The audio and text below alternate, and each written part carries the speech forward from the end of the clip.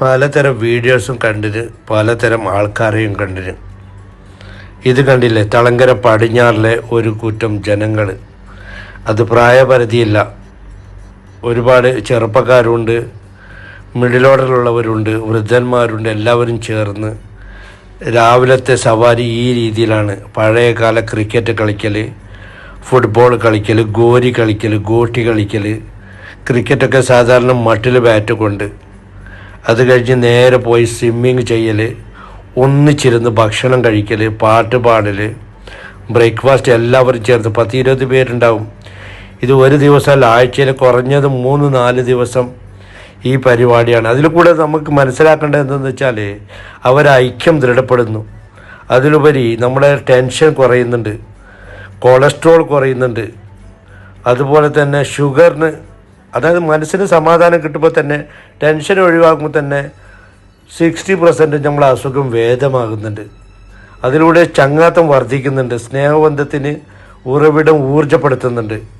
അതുകൊണ്ട് എനിക്ക് വേറെ ഏത് സ്ഥലത്തെ ആൾക്കാരും ഈ രീതിയിലുള്ള കൂട്ടായ്മ, ഈ രീതിയിലുള്ള കളി ഞാൻ കണ്ടിട്ടില്ല. അത് എടുത്തു പറയേണ്ട ഒരു കാര്യമാണ്. കാരണം ഒരുപാട് സോഷ്യൽ മീഡിയയിൽ വൈറലായ വീഡിയോ ആണിത്. രാവിലെ സ്വബഹി നിസ്കാരം കഴിഞ്ഞിട്ട് ഇന്ന് ലക്ഷ്യമില്ലാതെ എവിടെയെങ്കിലും പോകും, ഏതെങ്കിലും ഒരു ഹോട്ടലിൽ ഒന്നിച്ചിരുന്ന് ഭക്ഷണം കഴിക്കും.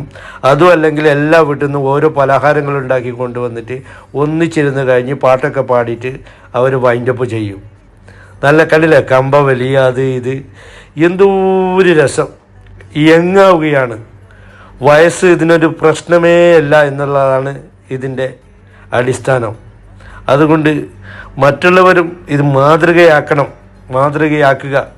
അതൊരു നല്ല കാര്യമല്ലേ? കാരണം പരസ്പരം വിദ്വേഷമൊന്നുമില്ലാണ്ട് സ്നേഹത്തിൽ കഴിഞ്ഞുകൂടൽ, അത് തന്നെയാണ് ഏറ്റവും നല്ലൊരു കാര്യം. കണ്ടില്ലേ, പാട്ട് പാടുന്നത്, ഭക്ഷണം കഴിക്കുന്നത്. വാവ്, അല്ലറ ചില്ലറ വ്യായാമവും കൂടെയാകും. ആർക്ക് വേണമെങ്കിലും ജോയിൻ ആവാം, അങ്ങനെ പ്രത്യേകിച്ച് നാട്ടുകാരനാണൊന്നുമില്ല. അതുകൊണ്ട് ഇത് നല്ല ഒരു കാര്യമാണ്. Best of luck. ഇനിയും ഇങ്ങനെ തന്നെ തുടർന്ന് പോവട്ടെ.